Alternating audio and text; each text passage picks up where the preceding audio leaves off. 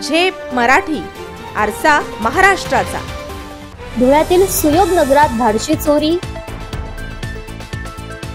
व्यापाऱ्याच्या घरातून 4 लाखांची रोकड लंपास। धुळे शहरातील वाडी भोकर रोड परिसरातील सुयोग नगर येथे चोरट्यांनी घरात घुसून तब्बल 4 लाखांची रोकड लंपास केल्याची घटना समोर आली आहे।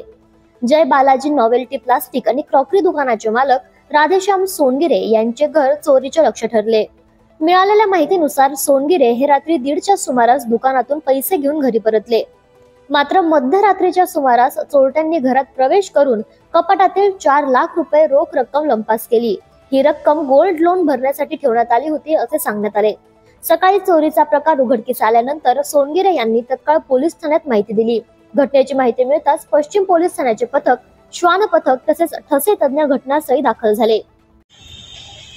दादा राधेश्याम सोनगिरे, राहणार सुयोगनगर, प्लॉट नंबर 13। माझ्या घरी रात्री चोरी झाली।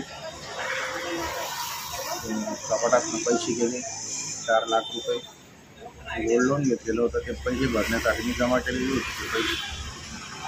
रात्री चोरट्यांनी चोरी केली, पैसे चोरी झाले। पोलीस कंप्लेंट वगैरे केली आहे।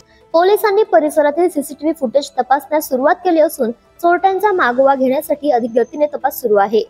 प्रतिनिधी कार्तिक सोनवणे, झेप मराठी, धुळे।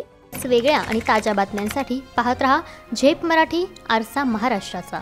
संपादक प्राध्यापक अनिल चव्हाण, धुळे।